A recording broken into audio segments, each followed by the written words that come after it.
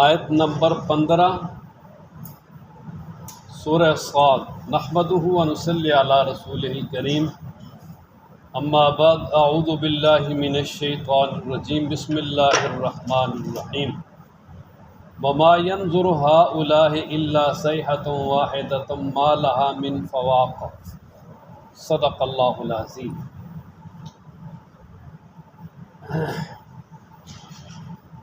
اس سے پہلے اللہ تعالیٰ نے نافرمان قوموں کے واقعات ذکر کیے مختصر، انہوں نے نافرمانی کی اور اللہ فرماتے ہیں ہم نے ان کو ہلاک کیا۔ اب مشرکین مکہ کے بارے میں رب ذوالجلال فرماتے ہیں کہ یہ بھی ایمان نہیں لائے، تو اب یہ ایک جو ہے نا وہ صرف چیخ کے منتظر ہیں، ایک ایسی آواز کے منتظر ہیں جس میں کوئی وقفہ نہیں ہوگا۔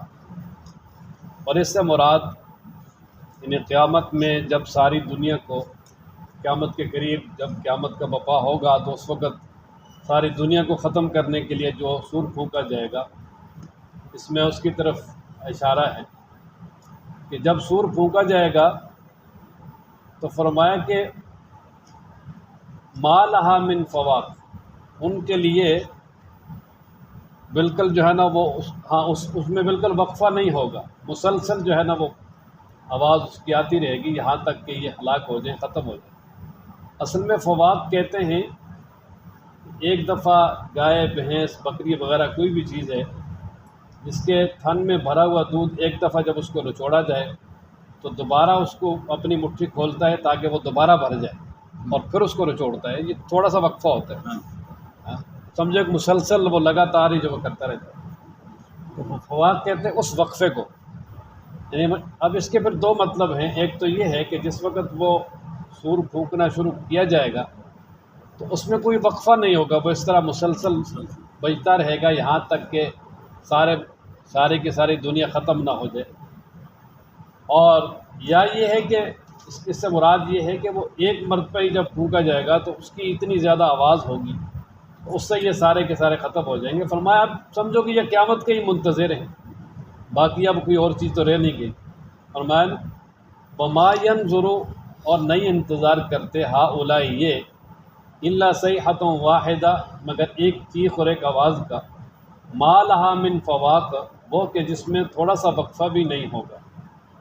وقالوا ربنا عجل لنا، مشرکین مکہ چونکہ قیامت کے منکر تھے، جب انہیں قیامت سے باخبر کیا جاتا کہ اللہ تعالیٰ کے سامنے کھڑے ہو کے جواب دینا ہے لہذا اس کی تیاری کر لو، تو چونکہ وہ قیامت کے منکر تھے تو باقاعدہ وہ آگے بطور استہزاء کے کہتے کہ آپ جس قیامت سے ڈراتے ہو وہ تو کب آئے گی، لہذا قیامت آنے سے پہلے ہی دنیا ہی میں جو ہے نا وہ ہمارا اعمال نامہ ہمیں دے دو، یعنی جو سزا ہمیں دینی ہے دنیا میں دے دو۔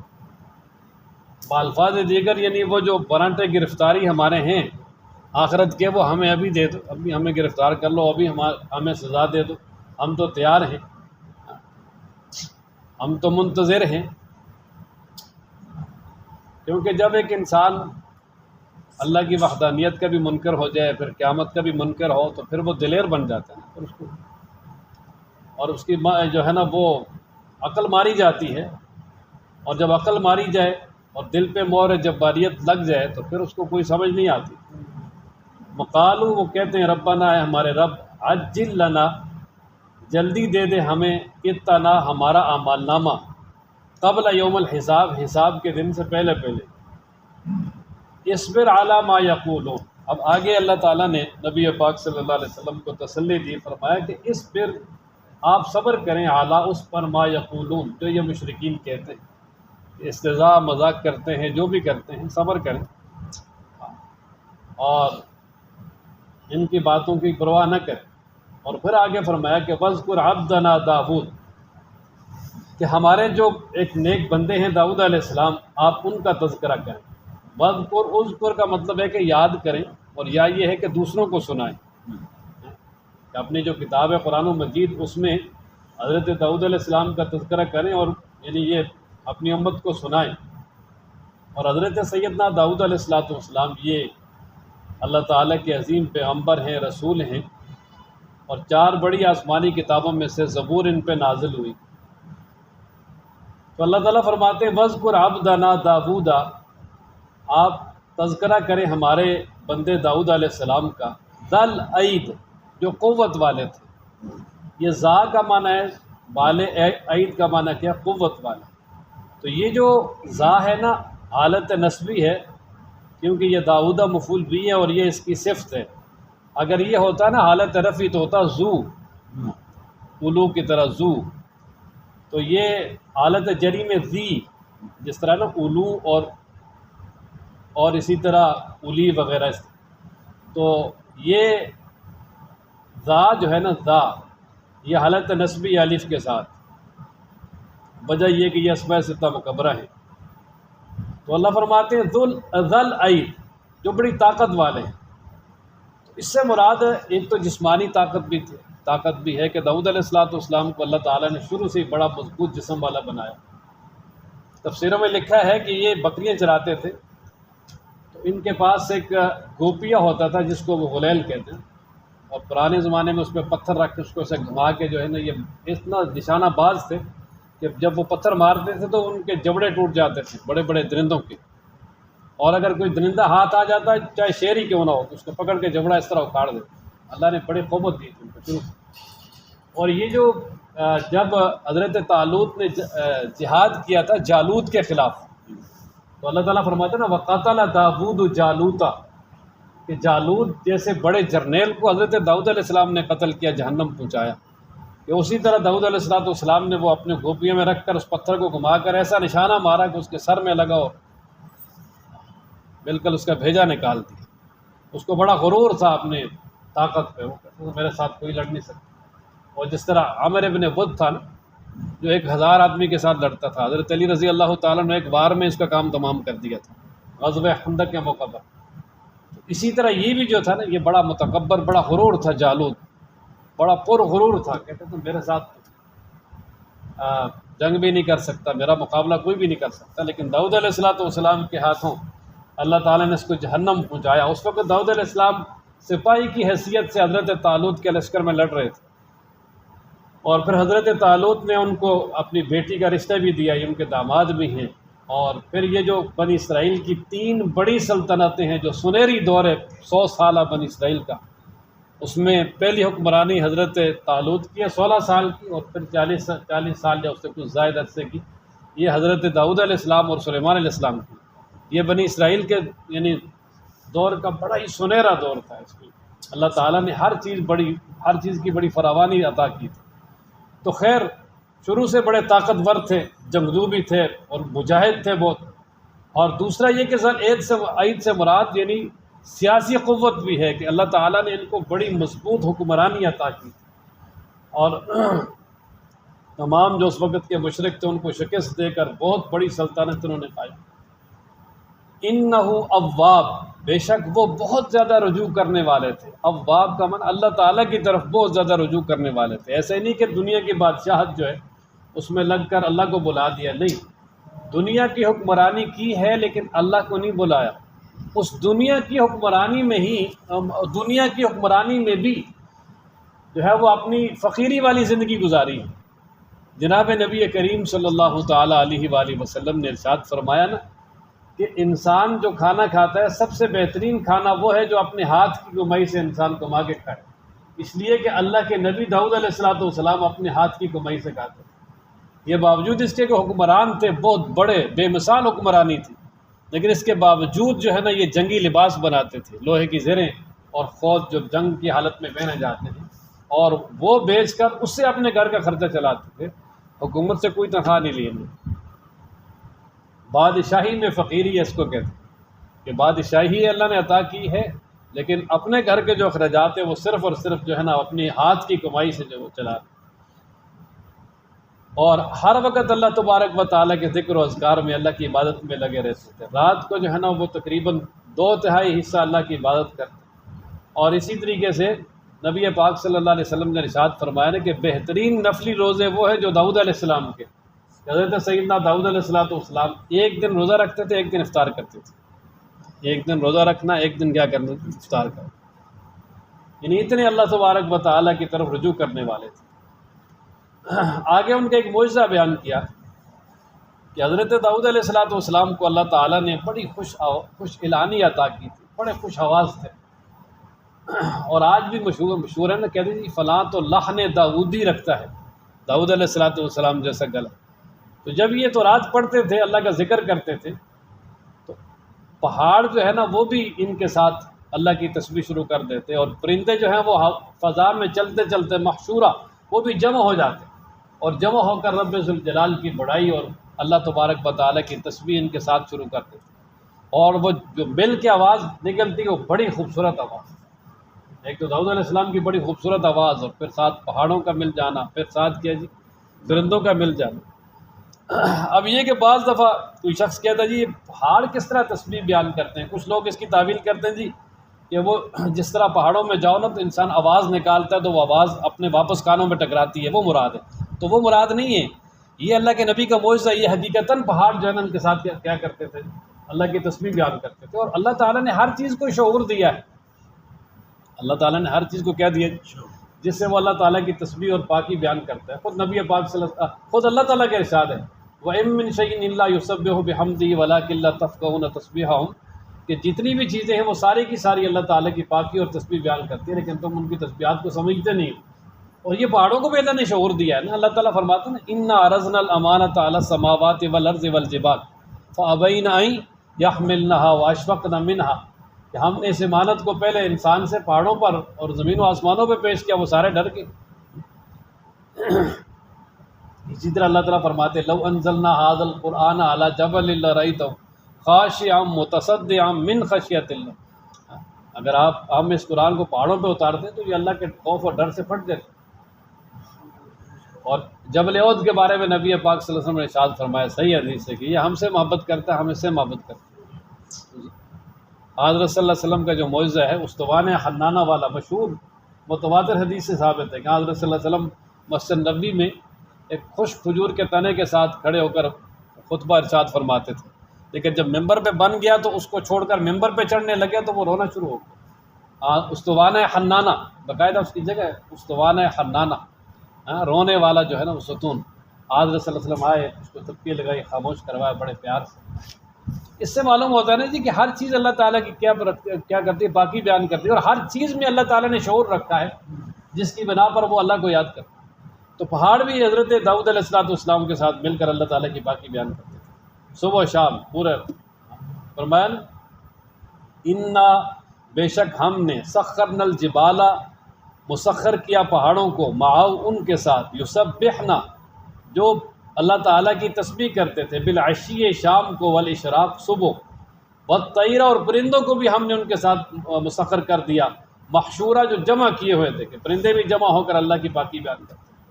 کل لہ اواب، یہ ساری کی ساری چیزیں اللہ تعالیٰ کی طرف رجوع کرنے والی تھی، کہ حضرت داؤد علیہ السلام بھی اور اسی طرح یعنی پہاڑ بھی اور پرندے بھی یہ سارے اللہ تعالیٰ کی طرف رجوع کرنے والے ہیں۔ لہو یہ ضمیر اللہ کی طرف لوٹتی ہے، اور بعض مفسرین کہتے ہیں کہ لہو کی ضمیر داؤد علیہ السلام کی طرف لوٹتی ہے، کہ یہ ساری چیزیں داؤد علیہ السلام کے تابع ہو کر داؤد علیہ السلام کے ساتھ مل کر پھر اللہ تبارک و تعالیٰ کی پاکی بیان کرتے ہیں۔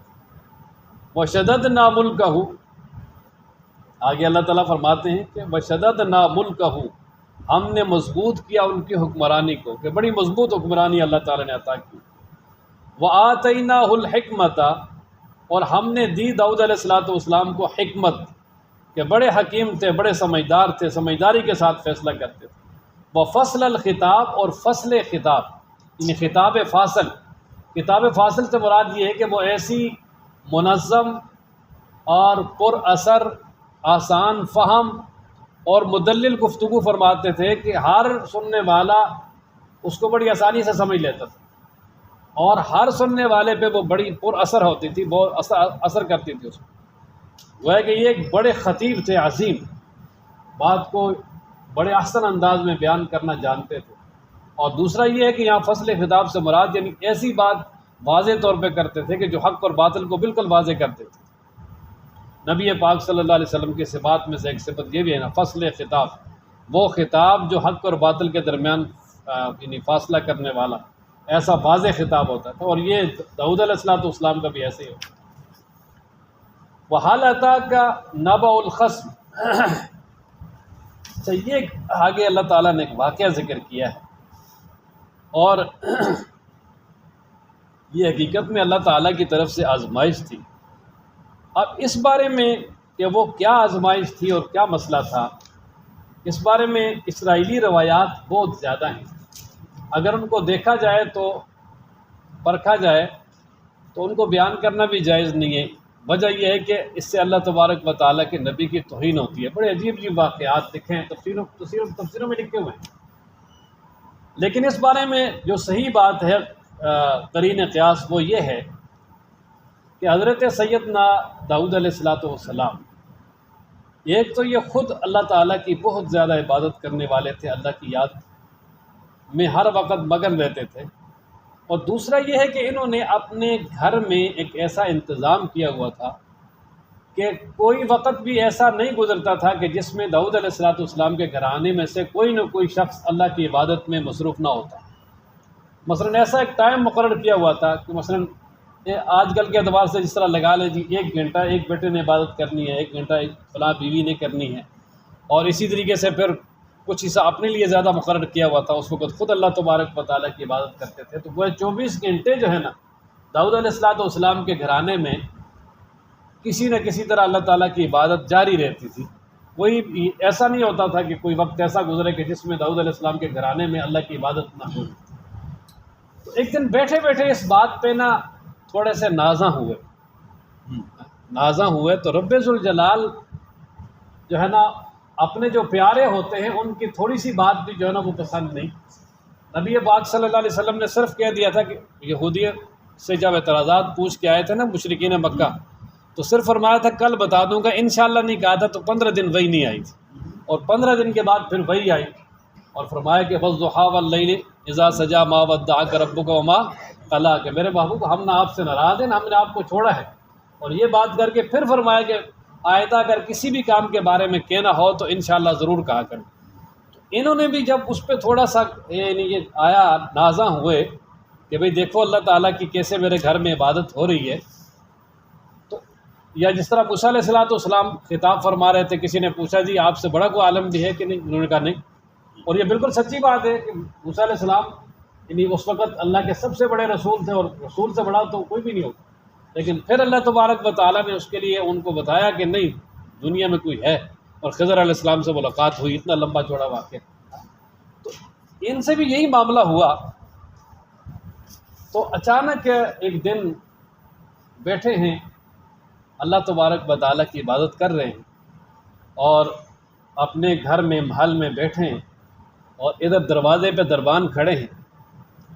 2 شخص ہیں، وہ انہوں نے دیوار پھلانگی اور یہ آپ بیٹھے صاحب اچانک.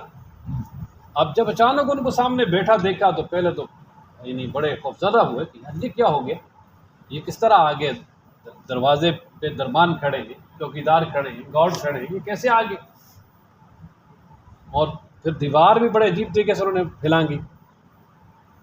تو خیر بہرحال انہوں نے خود ہی کہا جی کہ آپ پریشان نہ ہوں، ہمارا ایک فیصلہ ہے، قضیہ ہے، آپ اس کا فیصلہ کر دیں، ہم آپ کے پاس فیصلہ کروانے کے لیے آئے. ان میں سے ایک کہنے لگا کہ جی یہ میرا بھائی ہے، میرا رشتہ دار ہے، میرا شریک ہے، اس کے پاس 99 دمبیاں ہیں، بھیڑ دمبی، اور میری 1 دمبی ہے، اور یہ کہہ رہا ہے کہ وہ بھی مجھے دے دے اور اس کو میری کفالت میں دے. اور اس نے ایسی چرب لسانی سے بات کی ہے کہ مجھ پہ غالب آ گیا ہے، اور یہ مجھ سے لینا چاہتے ہیں زبردستی. آپ ہمارے درمیان فیصلہ کریں اور انصاف کے ساتھ فیصلہ کریں. تو جب یہ بات سنی اس کی تو داؤد علیہ السلام نے اس کو مظلوم سمجھا اور فرمانے لگے یار کہ یہ جو شریک ہوتے ہیں نا یہ ایسے ہی ہوتے ہیں، جو غالب آ جاتا ہے پھر وہ ایسے ہی کرتا ہے.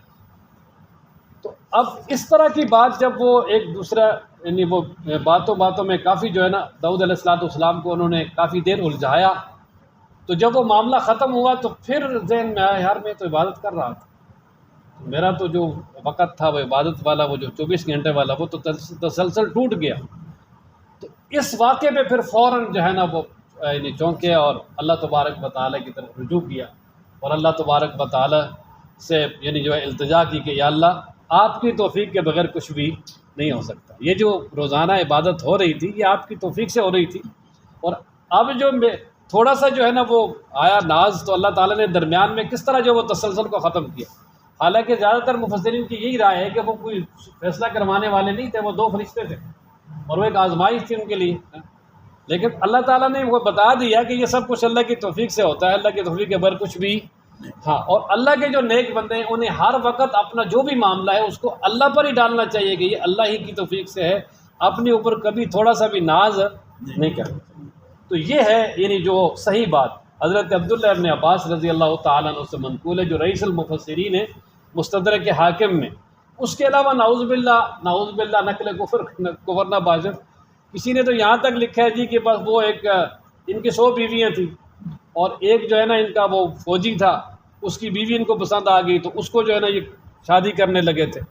اس طرح کی بات نعوذ باللہ عام آدمی کے لیے بہت یعنی وہ بعید ہے. انبیاء جو معصوم ہیں ان کے لیے تو یہ ذہن میں لانا بھی کفر ہے. لیکن بہرحال وہ اسرائیلی روایات ہیں اور ان میں جو ہے نا وہ من گڑت اور بہت کچھ ہے.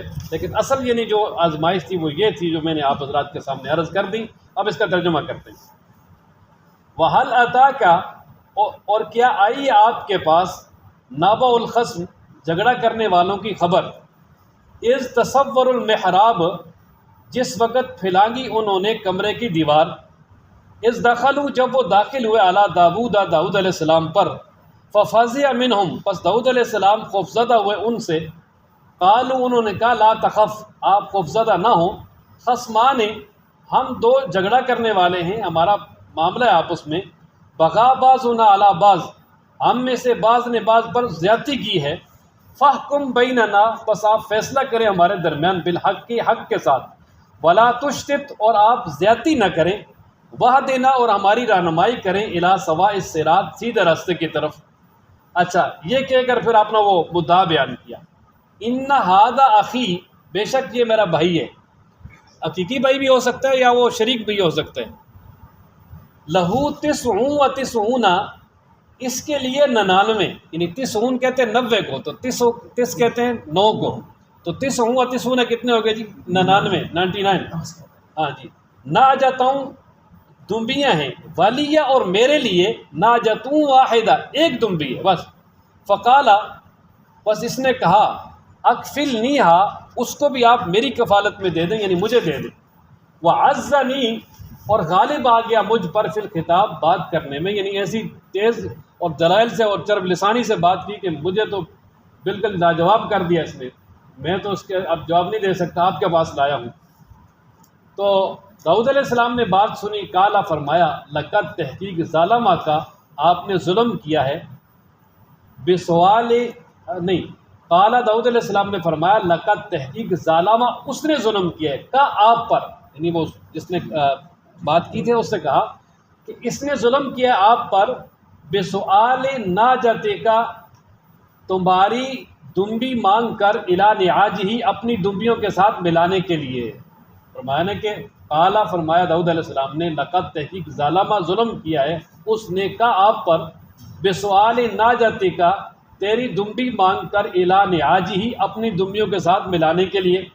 وَإِنَّ كَثِيرًا مِّنَ الْخُلَطَاءِ، اور بے شک بہت سارے شریک، لَيَبْغِي بَعْضُهُمْ عَلَى بَعْضٍ، البتہ زیادتی کرتے ہیں ان میں سے بعض پر. ہاں، إِلَّا الَّذِينَ آمَنُوا، مگر وہ لوگ جو ایمان لائے، وَعَمِلُوا الصَّالِحَاتِ، اور نیک اعمال کیے. وَقَلِيلٌ مَّا هُمْ، اور وہ بہت تھوڑے ہیں، یعنی وہ زیادتی نہیں کرتے. باقی عموماً جو ہے نا مشترک کاروبار میں ایک دوسرے پہ زیادتی بھی کرتے ہیں. عموماً یہ جو آج کل بھی اشراکت داری میں کاروبار ہوتے ہیں، تو وہ جو بعض دفعہ ایسا ہوتا ہے کہ وہ بالکل ہی منکر ہو جاتے ہیں، انکار کر دیتے ہیں کہ آپ کا ہمارے پاس صحیح کچھ نہیں، بہت نقصان کر دیتے ہیں. ہاں، جس کے اندر اللہ کا خوف خدا ہے تو وہ کچھ نہیں. وَظَنَّ داؤد، اب جب یہ معاملہ ہو گیا تو اللہ فرماتے ہیں وَظَنَّ داؤد، داؤد علیہ السلام نے گمان کیا، سمجھ گئے کہ انما فتناہ، کہ ہم نے ان کو آزمایا ہے. فاستغفر ربہ، بس انہوں نے اپنے رب سے معافی مانگی. وخر، اور گر پڑے، راکعوں، رکوع کرتے ہوئے، واناب، اور رجوع کرتے ہوئے، کہ سیدھے اللہ کے سامنے سجدہ ریز ہو گئے کہ یا اللہ یہ سب کچھ آپ کی توفیق سے ہی تھا. فغفرنا لہ، بس ہم نے معاف کر دیا ان کو، ذالک، یہ معاملہ. وان لہ، اور بے شک ان کے لیے عندنا ہمارے نزدیک لزلفا بڑا مرتبہ ہے، یعنی وہ ہمارے سامنے بڑے مرتبے والے ہیں، وحسن مآب اور بہت اچھا ٹھکانہ ہے۔ اللہ تعالیٰ ہم سب کو قرآن پڑھنے، سمجھنے، عمل کرنے کی توفیق عطا فرمائے۔